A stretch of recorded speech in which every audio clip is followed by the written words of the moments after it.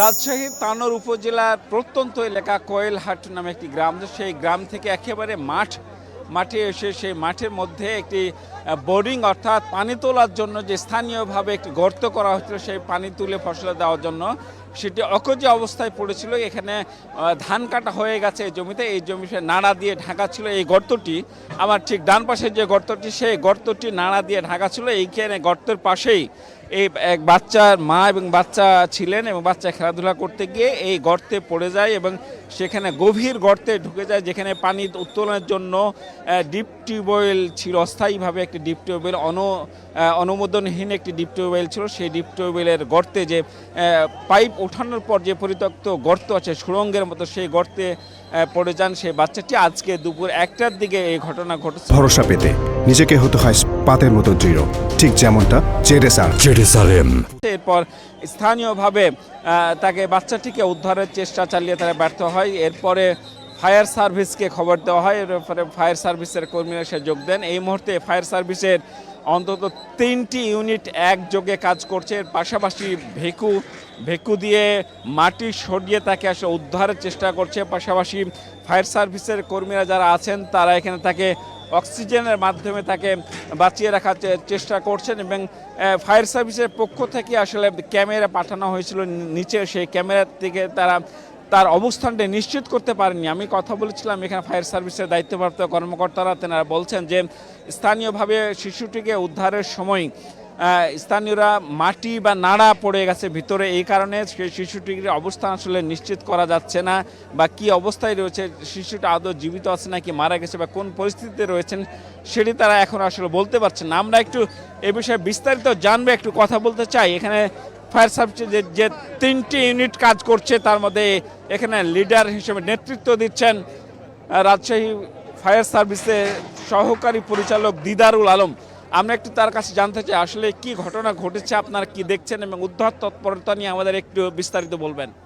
আমরা জানতে পেরেছি যে 2:30 বা 2:45টার দিকে আমরা জানছি যে এই এলাকায় একটা 2 বছরের বাচ্চা পাইপের ভিতর পড়ে গেছে।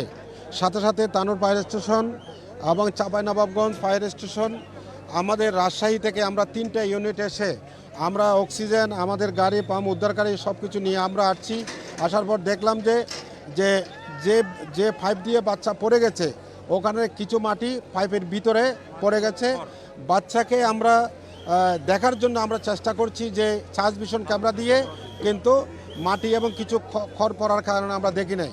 তো আমরা সাথে সাথে আমরা এক্সকেভেটর কল করেছি এবং আমরা অ্যাম্বুলেন্স কল করেছি। তারপর উপজেলা বা জেলা পর্যায়ে আমরা ফোন করে আমরা মেডিকেল টিম এনেছি, সব কিছু করেছি এবং আমরা এই ঘন্টা 1.5 ঘন্টা যাবৎ এক্সকেভেটরের মাধ্যমে মাটি কাটা হচ্ছে। তো আমাদের উদ্দেশ্য হলো এই ভিকটিমকে আমরা অক্ষতভাবে আমরা উদ্ধার করতে চাই। যদি মাটি কাটা শেষ হয় আমরা ভিকটিমকে আমরা উদ্ধার করে নেব। এখন পর্যন্ত যে শিশুটি পড়ে গেছে সেই সুড়ঙ্গে, সেই শিশুটির আসলে অবস্থান আপনারা নিশ্চিত করতে পেরেছেন কিনা? আমরা যতটুকু জানছি আমরা 35 ফিট মানে গভীরে এই বাচ্চাটা আছে, ওখানে আছে। তো এটা কি, হ্যাঁ আমরা দেখি নেই, সার্চ ভিশন ক্যামেরা দিয়ে আমরা দেখি নেই, কিন্তু 35 থেকে 40 ফিট গভীরে বাচ্চাটা পড়ে আছে। আচ্ছা, ফায়ার সার্ভিসের কর্মকর্তারা যেটি বলছেন যে 35 থেকে 40 ফিট গভীরে আসলে সেই বাচ্চাটি পড়ে গেছে এবং আমরা এখন দেখছি যে সেই বিকেল থেকে অর্থাৎ 3:30 বা 2:45 থেকে সেই উদ্ধার তৎপরতায় যোগ দিয়েছেন ফায়ার সার্ভিসের কর্মীরা এবং সেখানে তারা অবস্থা এতটাই বেশি বেগতিক যে যেহেতু সুড়ঙ্গের মতো একটি শুধু পাইপ যেখানে বসানো ছিল, সেই পাইপটি উত্তোলন হয়েছে এবং পাইপের পরে যে মাটিটি থেকে গেছে অর্থাৎ গর্তের মতো হয়ে সুড়ঙ্গের মতো হয়ে যে অবস্থানটি সেই সুড়ঙ্গে পড়ে গেছে, ফলে তাকে উদ্ধার করা আসলে সেই সুড়ঙ্গ দিয়ে কোনোভাবেই তুলে আসা, সেই নালা বলবো বা সেই পাইপের যে অংশ দিয়ে পাইপে মাটির ভিতরে যে অংশটি গেছে সেই অংশটির দিয়ে আসলে এইটুকু জায়গা দিয়ে আসলে তাকে উত্তোলন করা বা তাকে তোলা সম্ভব নয়। এজন্য এক্সকেভেটর আছে, ভ্যাকুয়াম মেশিন আছে, বিভিন্ন মেশিন দিয়ে সেখানে অনেক খাদ করে আসলে মাটি কাটা হচ্ছে এবং সেই মাটি থেকে তারা আশা করছেন যে সাইড দিয়ে অর্থাৎ পার্শ্ব দিয়ে সেই মাটি কেটে যদি বাচ্চাটিকে উদ্ধার করা সম্ভব হয় সেই তৎপরতা চালাচ্ছেন। এখন আমরা দেখছি যে এখানে অক্সিজেনের পাইপ দিয়ে তাকে আসলে অক্সিজেন সরবরাহ করার চেষ্টা করছেন ফায়ার সার্ভিসের কর্মীরা।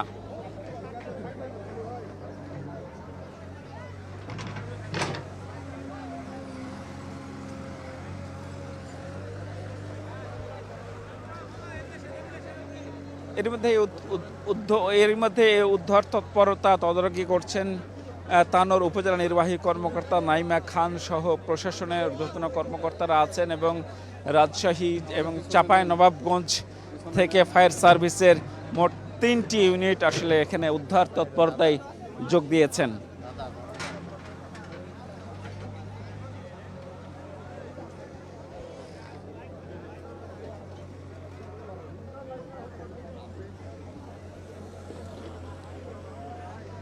এরই মধ্যে অনেক গভীর করে সে মাটি কাটা হচ্ছে যাতে বাচ্চাটিকে বা শিশুটিকে, যে 2 বছরের শিশু, তার নাম স্বাধীন, তার বাবার নাম রাকিব, তিনি আসলে এখানে একটি পুকুর পাড় রয়েছে। মূলত এই পুকুর পাড়ে একটি গ্রাম থেকে এসে মাঠের মধ্যে এই পুকুর পাড়ে বসতি গড়েছিলেন রাকিবের বাবা।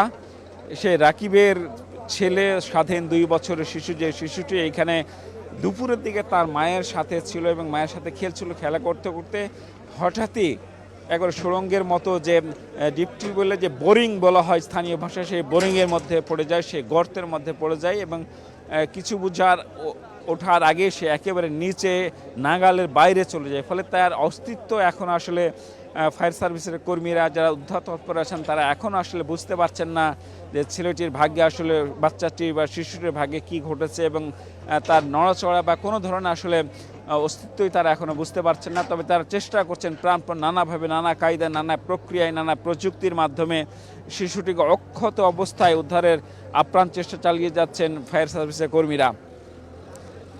এখানে বলে রাখি যে এখানে আসলে শত শত উৎসুক মানুষ আসলে ভিড় জমিয়েছেন এই উদ্ধার তৎপরতা দেখতে এবং পাশাপাশি তাদের সবার কণ্ঠেই আসলে একটি মহান আল্লাহ তাআলার দরবারে তারা আসলে দোয়া করছেন যাতে এই নিষ্পাপ শিশুটিকে যাতে অক্ষত অবস্থায় উদ্ধার করা হয়, এই দুর্ঘটনা থেকে তিনি যাতে রক্ষা পান।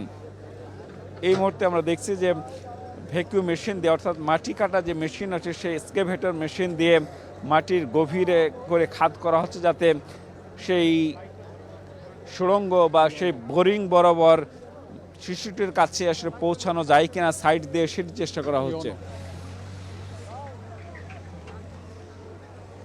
একটু আগে বলছিলাম যে এই পুরো কার্যক্রমটি আসলে তদারকি করছেন তানোর উপজেলা নির্বাহী কর্মকর্তা নাইমা খান। আমরা একটু তার সাথে একটু কথা বলার চেষ্টা করব, তার কাছে একটু জানার চেষ্টা করব যে আসলে এই উদ্ধার তৎপরতা আসলে কতদূর এগোচ্ছে এবং কিভাবে এগুচ্ছে। আমরা একটু কথা বলতে চাই তানোর উপজেলা নির্বাহী কর্মকর্তা নাইমা খান, আমরা লাইভে আছে। একটু বলবেন যে আসলে ঘটনাটি কিভাবে ঘটেছে এবং কিভাবে কোন প্রক্রিয়ায় এই উদ্ধার তৎপরতা চালানো হচ্ছে?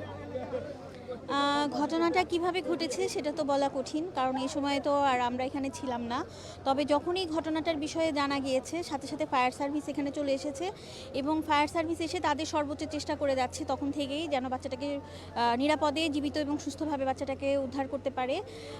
তারপরে যেহেতু আপনারা হয়তো শুনেছেন যে এখানে একটা সরু গর্ত বা মানে জায়গাটা খুবই সরু, তো যে কারণে তারা হয়তো বিভিন্ন চেষ্টা করে পারছে না, তখন একটা এক্সকেভেটর মেশিন প্রয়োজন ছিল। আমরা এক্সকেভেটর মেশিনটাও এনেছি আর আমাদের মেডিকেল টিমও এখানে রয়েছে যেন বাচ্চাটাকে উদ্ধার করা হলে সাথে সাথে আমরা তাকে তার প্রাথমিক যে চিকিৎসা এবং প্রয়োজনীয় যত রকমের চিকিৎসা যেন আমরা দিতে পারি। বাচ্চাটির অস্তিত্ব আসলে এখন পর্যন্ত পাওয়া গেছে কিনা, তুমি নড়াচড়া, কথা বলা বা কোনো ধরনের? উপর থেকে তো আসলে বোঝা যাচ্ছে না, এটা উপর থেকে তো বোঝা যাচ্ছে না। এখন ফায়ার সার্ভিসের ওনাদের ক্যামেরা নিচে নামিয়ে হয়তো এখনকার অবস্থাটা জানা যেতে পারে। তারা বলছেন ক্যামেরাতে তারা এখনো পাননি বা কোনো খাবার বা নানা ধরনের যে কৌশল আছে, বাচ্চাটি কোনো খাবার পাঠানো, খাবার গ্রহণ করছে কিনা বা কোনো ধরনের সাড়া দিচ্ছে কিনা, এরকম কোনো জায়গাটা তো অনেক সরু এবং ফায়ার সার্ভিস যেটা জানিয়েছে যে ওনাদের ক্যামেরা যখন প্রথমে পাঠিয়েছিল সম্ভবত প্রথমেই স্থানীয়ভাবে যেটা জানা গেল যে স্থানীয়ভাবে সম্ভবত এখানে একটু যখন চেষ্টা করেছিল কিছু মাটি এবং এই যে খড়গুলো নাকি ওখানে উপরে পড়ে গিয়েছে, যে কারণে ক্যামেরাটা যখন যাচ্ছে তখন খড় এবং মাটিগুলোই আসলে প্রথমে দেখা যাচ্ছে। এই আর কি। এইখানে যে ডিপ টিউবওয়েলটি বসানো হয়েছে এইটার আসলে অনুমোদন ছিল কিনা বা কোন প্রক্রিয়া? এইখানে এটা আসলে কি ডিপ টিউবওয়েল নাকি এই বিষয়টা আসলে আমার নিজের জানা নেই। আমার জানা নেই। এখানে আজকে ঘটনাটা ঘটার পরেই জানলাম যে এখানে একটা গর্ত আছে এবং সেখানে বাচ্চাটা পড়ে গিয়েছে। তো পরবর্তীতে এটা আসলে দেখা লাগবে, দেখতে হবে আমাদেরকে যে এটা আসলে কারা করেছে বা এখানে কোনো ডিপ টিউবওয়েলেরই ইয়া ছিল কিনা, যেহেতু ভিতরে কোনো পাইপও নেই। তো এটা আসলে কিসের গর্ত, এটা আমাদেরকে একটু যাচাই করে দেখতে হবে। কথা বলছিলেন তানোর উপজেলা নির্বাহী কর্মকর্তা নাইমা খান। তিনি যেটি বলছেন যে আসলে এটি ডিপ টিউবওয়েল কিনা বা অনুমোদন আছে কিনা এটি আসলে তিনি এই মুহূর্তে আসলে বলতে পারছেন না। তবে আমরা যেটুকু স্থানীয়ভাবে জেনেছি যে আসলে এখানে এর মাধ্যমে এই বোরিংয়ের মাধ্যমে বা স্থানীয় মিনি ডিপ টিউবওয়েল যে বসানো হয়েছিল সেই বসানোর মধ্যে পানি উত্তোলন, কিন্তু এটি পানি উত্তোলন করতে ব্যর্থ হয়। এই কারণে আসলে সেটি হয় নাই।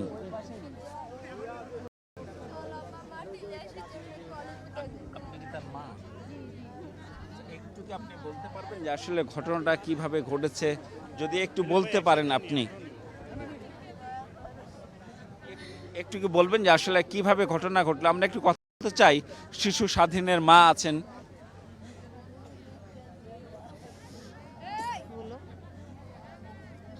আমার বাচ্চা দুইটা নিয়ে আমি আসছিলাম, দুইটা বাচ্চা দুই কুলে নিয়ে আসছিলাম।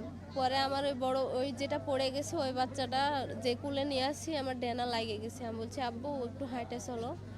পরে নামায় দিছি, আমি আগে আগে যাচ্ছি, বাচ্চা আমার পিছন পিছন যাচ্ছে। ওখানে খেয়াল করেনি, বাচ্চা তো গর্ত লাড়া দিয়া ইয়ে হয়ে আছে। আমি আগে চলে গেছি, পরে আমার বাচ্চা যাইতে লাগেছে, পড়ে গেছে। দিয়া পড়ে যাওয়ার সাথে সাথে মা মা করে ডাকছে। আমি পিছন ঘুরে দেখছি আমার বাচ্চা নাই, খালি মা মা শব্দ শুনতে পাচ্ছি। পরে আমি একটু পিছনে আগে এসে দেখছি বাচ্চা গর্তের মধ্যে পড়ে থেকে আম্মা আম্মা করে আমাকে ডাকিচ্ছে। এটুকু দেখতে পেয়েছি। আর তিনি বলছিলেন আসলে হৃদয় বিদারক যে ঘটনা, যে বাচ্চাটি তার মায়ের সাথে হাঁটছিল এবং হাঁটতে হাঁটতে আসলে তিনি নাড়ার মধ্যে একেবারে গর্তে ঢুকে যান। সেখানে নাড়া দিয়ে ঢাকা ছিল সেই সরু গাড়িটি।